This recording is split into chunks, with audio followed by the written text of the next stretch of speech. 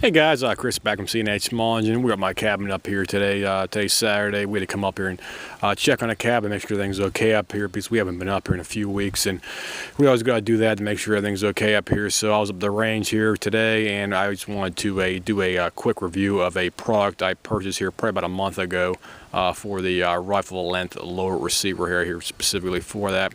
What I purchased was the Super 42 Geissele Automatics part number 04-038 part. This is their rifle length buffer spring. This is their braided spring specifically for that, and I have the lower taken apart here reference as well too, so you can see it.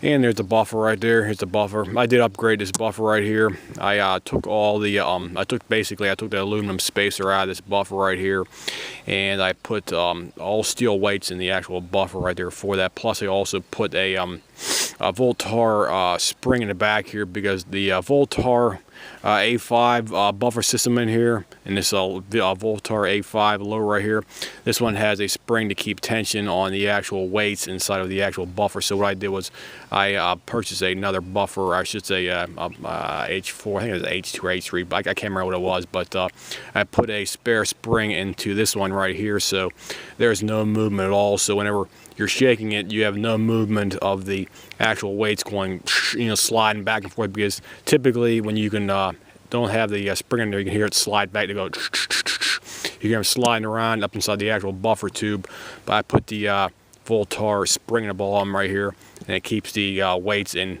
proper position right there so they don't bounce around inside the actual buffer assembly. So what we have right here today is the two springs. One on the side is the where's it at here? Is the let me get this lined up here for you so you can get a better shot. This one right here on the right here is the Super 42 Geissele one, and the one on the left right here is the JP Rifles enhanced A2 spring right here. And you can notice right off the bat the Geissele ones are probably about an inch and a half longer, so you do have a inch gap difference right here on the end right here. It's about an inch, I'd say about an inch, maybe about an inch and a quarter, inch and almost an inch and a half basically. So this one has a slightly longer profile to the actual buffer, and it also is braided too as well too, because they recommend if you want to have a long life spring, get a braided one right here, and that's what I got here for this one. I did function test it up here today. It was functioning okay.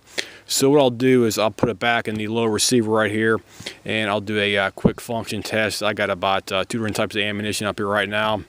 I got the good old IMI M855 stuff right there, and we have the good old tried and true American Eagle right here as well too for that. So we'll be doing the quick thing for the 223 55 grain stuff and the IMI M855 ammunition as well too. So we'll try those things out using the enhanced buffer right here.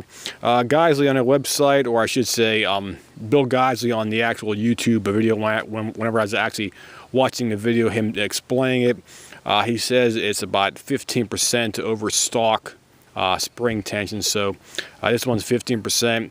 The JP Rifles polished buffer spring right here, this thing's supposedly about 5 to 7%, because that's what it said on the JP Rifles website. So this one's about 7% over stock, and this one's about 15% over stock. So you can definitely see the actual difference in the actual length right here for that. So there's the bottom right there, and there's the top right there as well too.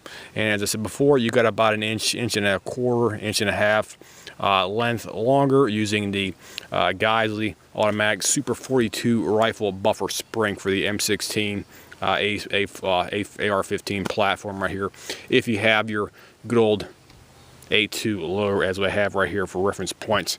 So I'll go ahead and put the camera down here, and I'll get the thing put back in the gun, and we'll be testing out here so you can see how it functions with the new enhanced Super 42 buffer spring, guys. I'll see you.